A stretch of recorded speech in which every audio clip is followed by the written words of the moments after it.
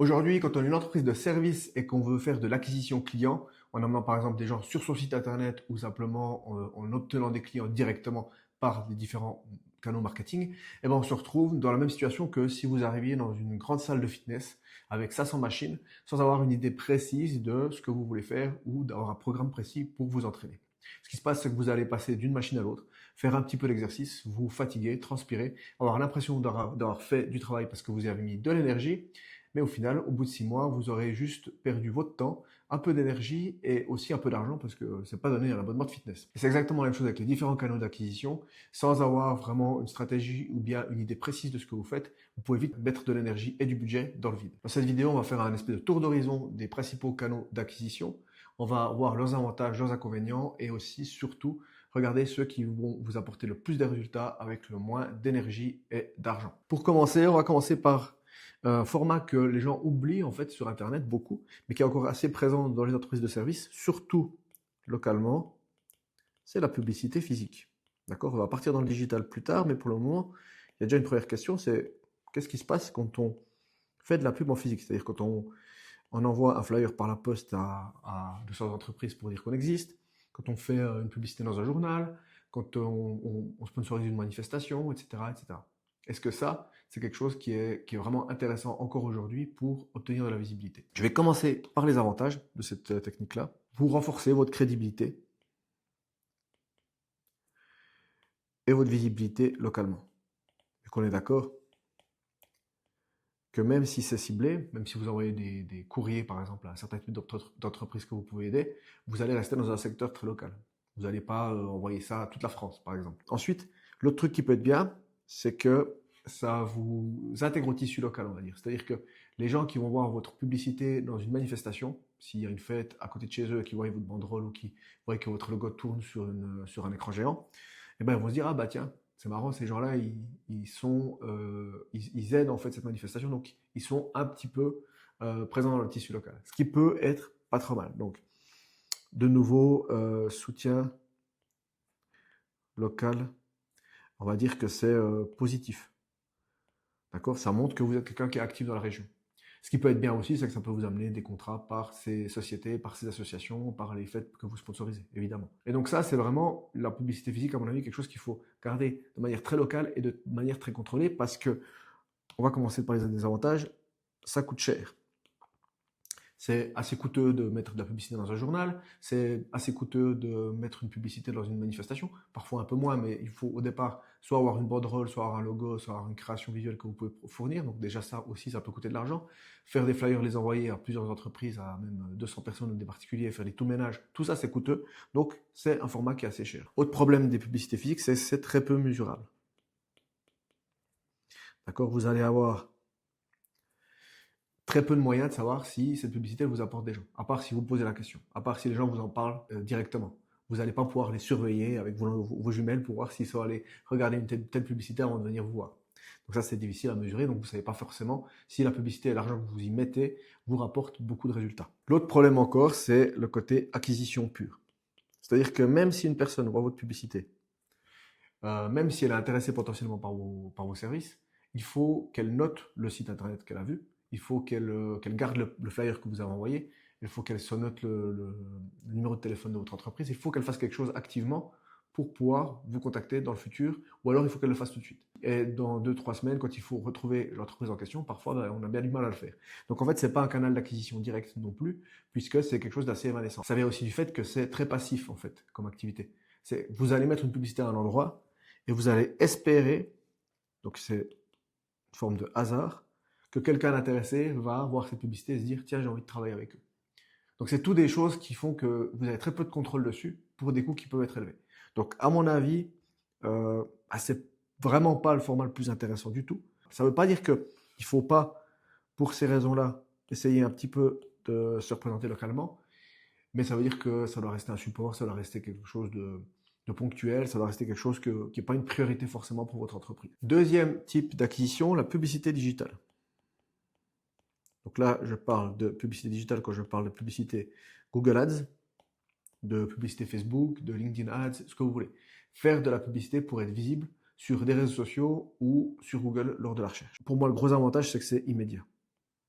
C'est-à-dire que dès le moment où c'est que vous en faites, vous commencez à faire de la publicité digitale, vous allez potentiellement avoir du trafic. L'autre gros avantage et l'autre moment c'est que c'est vraiment utile de faire de la publicité digitale, c'est quand vous voulez lancer une offre ou quand vous avez un service spécifique sur lequel vous aimeriez faire de la pub. Là, ça peut être intéressant. Donc, service ou offre spécifique, ça, c'est vraiment quelque chose qui peut être efficace et ça vous permet aussi d'avoir moins de concurrence. C'est-à-dire que si vous faites de la publicité digitale en tant que charpentier à Lyon, ça va être plus compliqué d'être bien placé parce qu'il y a des enchères et que ça coûte plus cher si vous êtes premier que deuxième ou troisième.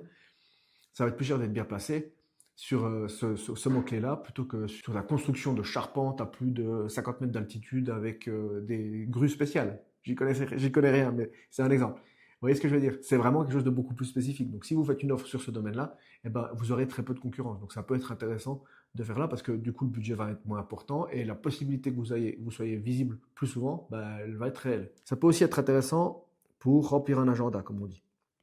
C'est-à-dire que vous avez besoin de booster un petit peu votre offre ou bien de booster un petit peu vos ventes actuellement, vous pouvez tenter la publicité digitale en disant on va faire une publicité sur ce domaine-là pour essayer d'amener du monde. D'accord?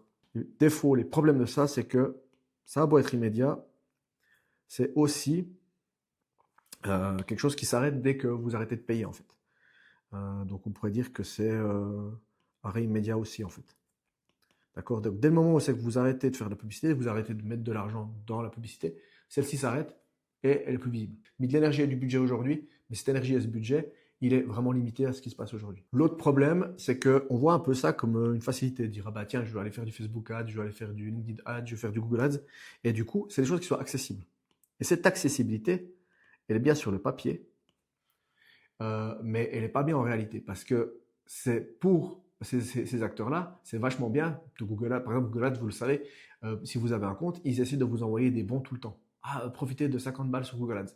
Le problème, c'est que s'ils font ça, c'est pas parce qu'ils veulent absolument vous aider, c'est qu'ils veulent que vous dépassiez 50 balles et que vous explosiez votre budget parce que vous êtes complètement nul. Vous avez des résultats qui sont très mauvais, qui font que ça va vous coûter beaucoup d'argent. Donc, ce qui est super important, c'est de ne pas le faire vous-même, mais plutôt de passer par des spécialistes qui le font. Parce que le truc, ça va coûter effectivement plus cher, mais le problème, c'est que vous pouvez dépenser beaucoup d'argent en publicité sans avoir de résultats clairs. Parce qu'un expert, il va vous aider à écrire la bonne publicité, il va vous aider à créer le bon angle, il va même vous conseiller peut-être de créer une page spécifique pour cette publicité, il va vous aider à faire un visuel qui va être fonctionnel, il va vous aider à cibler, ça c'est très important de bien cibler, il va vous aider à faire un système pour que les gens qui viennent sur votre site potentiellement soit suivis par Facebook ou bien par Google ou par un autre pour être ensuite ce qu'on appelle retargeté, donc ils reçoivent de nouveau la publicité s'ils sont venus chez vous, etc. etc. Tout ça, c'est un travail technique, c'est un travail qui peut être complexe. Et du coup, cette accessibilité-là, elle est illusoire au départ.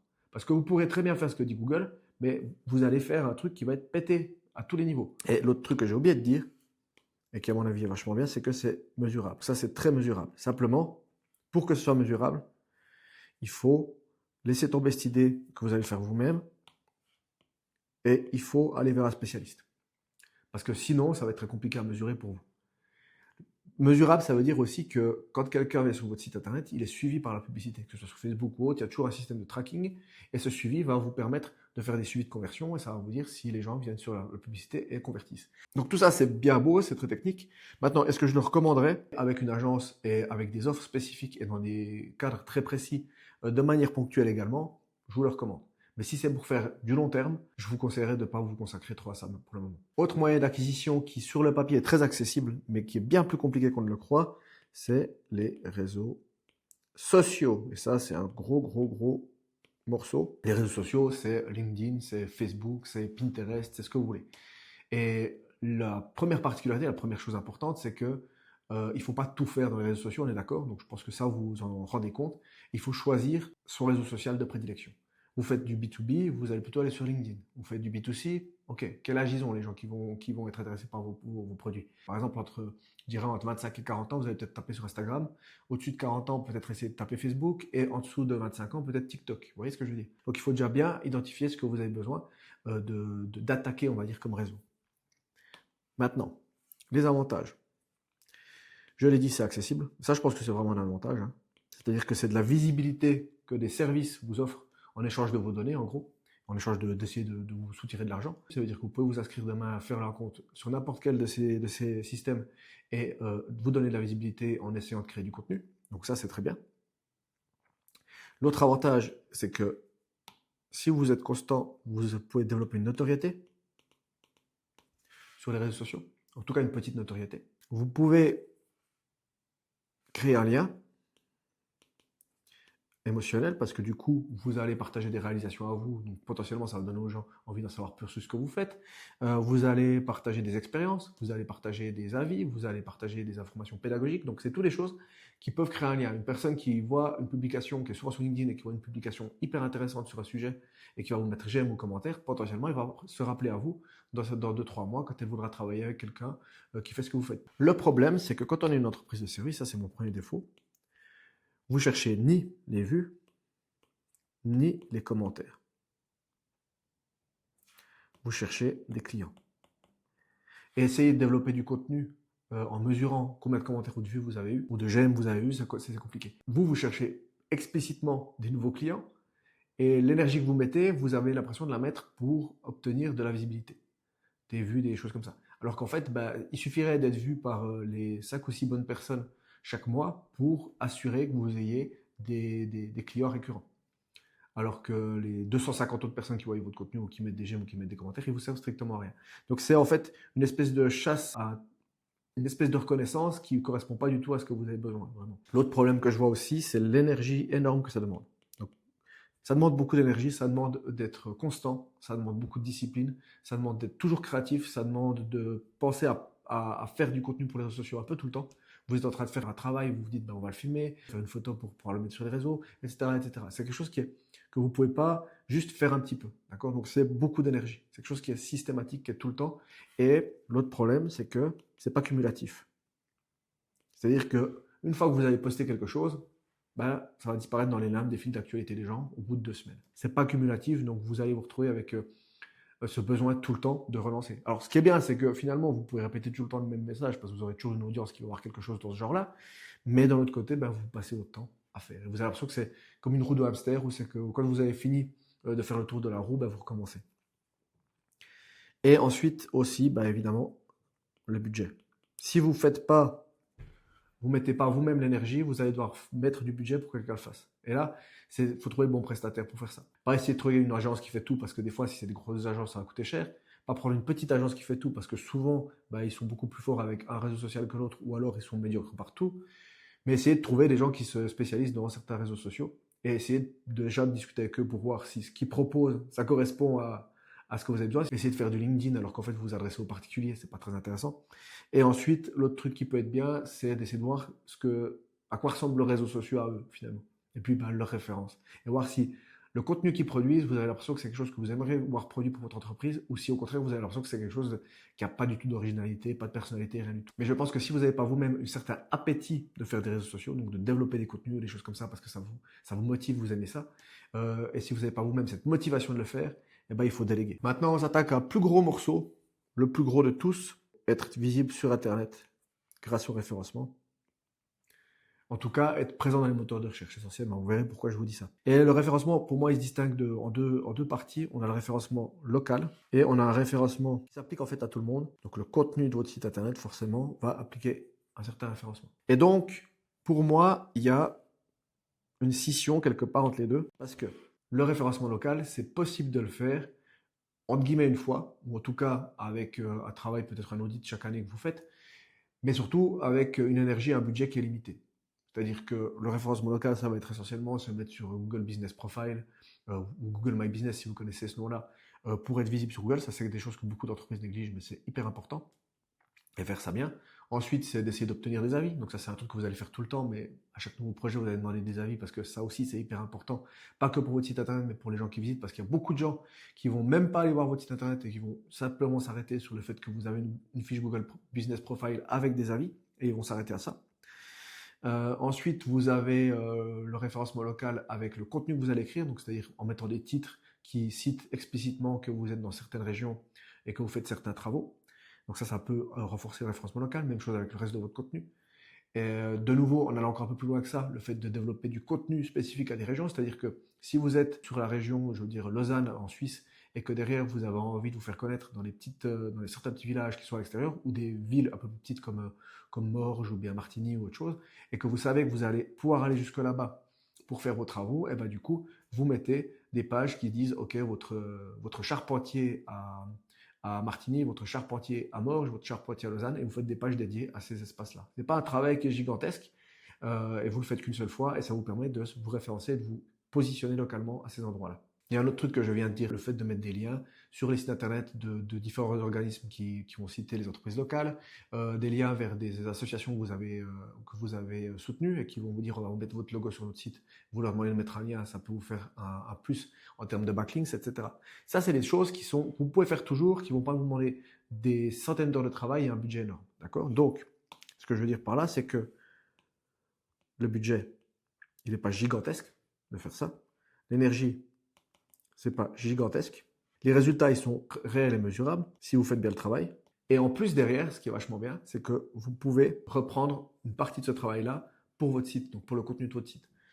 Et là, je parle des avis. Donc ça, c'est un truc qui est important pour le référencement local. Quand ils arrivent sur votre site, ils verront ces avis-là que vous aurez pris la peine de glaner. Les inconvénients, c'est que ça prend du temps. Donc c'est long. Le référencement local, même si c'est beaucoup plus rapide que par le passé, ça peut être assez long finalement d'avoir de l'attraction avec ça. Mais tout ça vous permet d'amener des gens à trouver votre entreprise et à se rendre sur votre site internet pour en savoir plus. Par rapport à la création de contenu en termes de référencement, c'est assez différent. Le gros avantage, c'est que c'est cumulatif, donc c'est pérenne. Si vous faites du contenu qui est encore pertinent dans 2 ans, dans 3 ans, vous continuez d'avoir des pages qui vont vous amener du trafic simplement parce que vous avez fait du contenu sur ce sujet. L'autre chose, évidemment, c'est le fait que c'est vraiment efficace. Hein, c'est vraiment efficace pour faire connaître votre site, pour vous faire connaître et pour amener les gens sur votre site. L'autre chose qui est vachement bien, c'est que ça va créer un lien de confiance. Donc les gens vont apprendre à vous connaître, vous allez créer une petite audience, potentiellement si vous avez un blog. Et il y a aussi un sentiment de reconnaissance, parce que vous apportez de la valeur à des gens qui recherchent des réponses à des questions, qui recherchent de l'aide sur quelque chose. Et ça, c'est vachement bien. Les problèmes, c'est que contrairement au référencement local, et je reviendrai dessus juste après, actuellement avec l'IA, si vous répondez à la question simple, l'IA répond à votre place. Et en gros, vous allez perdre pas mal de votre trafic avec ça. Je pense qu'il y a plein de sites internet qui ont perdu énormément de trafic. Pour information, un site comme Stack Overflow, qui est un site internet où les gens parlent de problèmes qu'ils ont eu, de développement, des problèmes techniques avec du code, des choses comme ça. Comme ça. Ça, c'est à la création. Et ça, c'est genre en 2019. Et ça, c'est 2025. Donc, c'était un mastodonte qui est devenu plus rien du tout. Et ça, c'est vraiment lié à l'IA, donc parce que les questions, on les pose à l'IA, les réponses, on les a même dans le moteur de recherche. Donc en fait, une partie du travail que vous allez faire pour essayer d'éduquer les gens, ça va faire que les gens ne vont même pas venir sur votre site. Ça, c'est un vrai problème. Maintenant, ce que vous pouvez faire, c'est faire des études de cas, c'est faire des explications plus complexes, c'est faire des comparatifs détaillés, des choses comme ça. Ça peut être utile, mais simplement, ça demande quand même pas mal de travail pour avoir les mêmes résultats que vous aviez avant. Parce qu'avant, moi, je me souviens que quand je développais du contenu, je créais par exemple des petits articles sur des questions précises.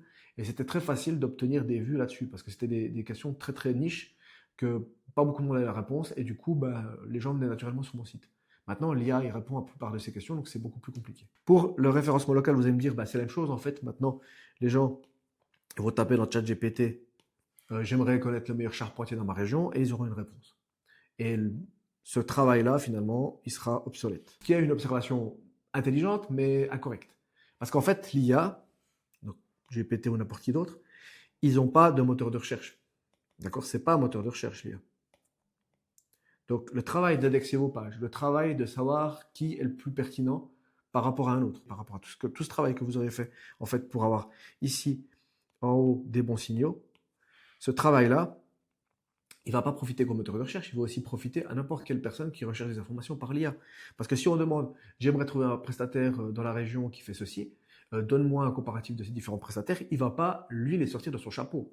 Hein. Il va aller sur le moteur de recherche, il va lister les prestataires, il va prendre leurs caractéristiques, d'accord? Il va les noter par rapport à ces informations-là, et il va vous faire un tableau par rapport à ça. Ces prestataires, ils vont venir d'un moteur de recherche au départ. Et non seulement ils vont venir d'un moteur de recherche, mais le ranking, donc l'ordre dans lequel le moteur de recherche va afficher cette information, ça aura une utilité pour ChatGPT ou pour Claude ou pour n'importe lequel de ces systèmes IA. Et logiquement, si vous êtes en 20e page de Google, eh ben, potentiellement, vous allez disparaître de l'IA autant que des moteurs de recherche. Faites le test, faites des recherches par rapport à des demandes précises, et vous allez vous rendre compte que si vous faites la même demande sur Google, beaucoup des résultats seront les mêmes, parce que l'IA se base là-dessus. Et même si elle prend une partie de ses informations sur ses données à elle, qu'elle aura entraîné, parce qu'elle aura mangé plein d'informations différentes, ça va quand même revenir au même. C'est-à-dire que si elle veut identifier que vous êtes une entreprise sérieuse, elle va devoir se fier aux mêmes signaux que Google utilise pour savoir si vous êtes une entreprise sérieuse. Donc être référencé par l'IA, c'est le même principe que d'être référencé par Google. En tout cas, pour le moment, sur cette même base. Donc voilà les différents canaux d'acquisition principaux que je vous présente.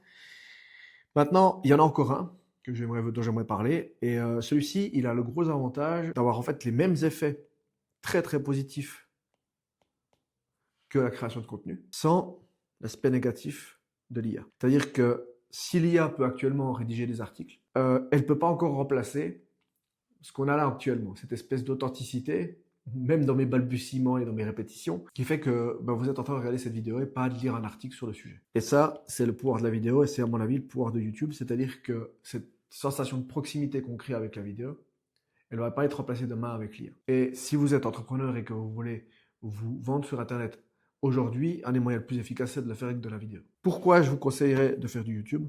Parce que c'est cumulatif.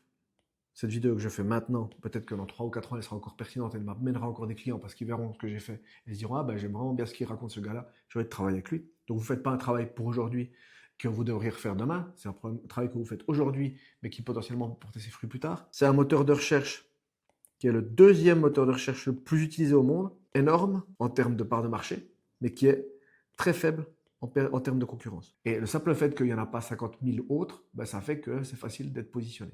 L'autre avantage, c'est qu'on crée une audience. Donc, on va créer aussi un lien de confiance. On va démontrer aussi une expertise. Si vous faites des vidéos pédagogiques, vous expliquer en tant que paysagiste comment planter les arbres avec tous les détails que vous pouvez, la personne va avoir 10 fois plus de valeur qu'elle pensait.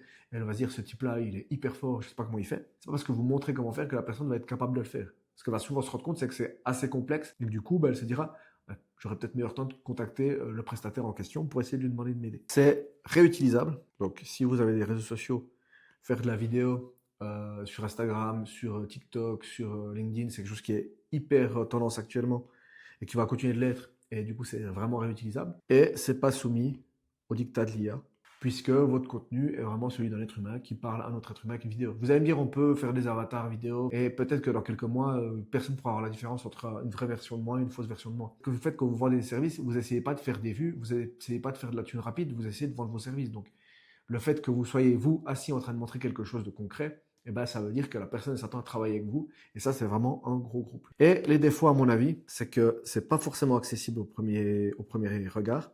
Même si vous pouvez prendre votre téléphone aujourd'hui, parce que là, j'ai mon téléphone qui me filme. Vous filmez avec votre téléphone et avoir un résultat qui sera pas dégueu. Il faut déjà faire ce travail, ensuite prendre la vidéo, la mettre sur YouTube, etc. C'est pas forcément quelque chose qui est accessible techniquement. Et ensuite, il y a un gros frein émotionnel, qui est celui de se mettre en avant sur Internet. De dire, j'aime pas mes dents, j'aime pas mon nez, j'aime pas mes cheveux, j'aime pas ceci, j'aime pas la tête que j'ai, j'aime pas ma voix. En fait, toute cette espèce de sentiment de honte de se mettre en avant et d'être visible. Et surtout, vous avez l'impression que vous êtes, si vous faites ça, vous êtes un youtubeur, vous êtes un influenceur, vous n'êtes pas un vendeur de services qui vient et puis qui se pose puis qui explique quelque chose. Il faut essayer de s'enlever ça parce que vous n'aurez pas de problème à faire un article où c'est que vous expliquez comment planter un arbre en détail, parce que ça vous paraîtrait logique d'en parler et puis de faire un article dessus, ça peut vous amener du trafic. Alors pourquoi ça serait plus illogique de faire une vidéo où c'est que vous faites exactement la même chose? Donc si on devait résumer brièvement, pour moi, pour une entreprise de service, à mon avis, les deux éléments les plus importants, en priorité vraiment, c'est le référencement local. C'est YouTube, si vous le sentez, mais je pense que ça va être un Eldorado dans le futur, que plein d'entreprises de services vont s'y mettre. Donc voilà, c'est pas pour rien que je relance ma chaîne. Si vous avez l'opportunité, si vous avez envie, si vous sentez que ça vous titille, essayez. Ensuite, évidemment faire développer du contenu sur votre site, c'est très bien aussi, mais c'est beaucoup d'énergie. Et je ne sais pas si aujourd'hui avec l'IA, c'est quelque chose qui est pertinent à essayer de faire si vous n'avez pas commencé, parce que là aussi, il faut mettre la machine en route. Même si l'IA peut vous aider à écrire du contenu, le problème c'est que ça ne va pas vous assurer de contenu de qualité non plus. Les réseaux sociaux, bien aussi si vous avez d'autres contenus à relayer sur les réseaux sociaux, ça peut être intéressant de le faire. Mais comme stratégie principale, je trouve que c'est compliqué. Publicité digitale ponctuelle, vraiment par moment, pour essayer de mettre des petits boosts. Ça peut être très efficace, je ne dis pas, mais il faut le faire en connaissance de cause et avec une entreprise qui vous guide, à mon avis. Et la publicité physique, c'est plutôt une question d'autorité locale. Ça. Maintenant, le troisième point que j'ai encore pas évoqué, et qui est à mon avis critique, parce qu'en fait, il cumule tout ça, c'est votre site web. Parce qu'une fois que vous avez fait tout ça, dans 90% des cas, vous avez fait un travail pour amener les gens vers votre site internet. Et le problème, c'est que si votre site internet, vous amenez du monde dessus, et derrière, votre site internet, il fait n'importe quoi, et ben ce monde-là, tout ce travail en fait que vous aurez fait en amont, toute cette acquisition, tout cet argent, cette énergie que vous aurez mis, eh ben il ira nulle part en fait. Comme un petit billet de $, qui s'envole, si vous arrivez à reconnaître ce que j'ai dessiné. Alors plutôt que ça, il faut en fait corriger votre site internet pour en faire une machine à convertir vos clients. Pour que toute l'acquisition que vous avez faite, ça vous donne un résultat derrière, une fois que les gens arrivent sur votre site internet. Et pour faire ça, j'aimerais vous expliquer la différence qui est fondamentale entre un site vitrine, qui est un site de présentation, et un site qui convertit les clients, qui est un site qui fonctionne pour convaincre les clients à travailler avec vous. Et pour ça, rien de plus simple, il suffit de regarder la prochaine vidéo, juste ici, où j'explique tout ça en détail.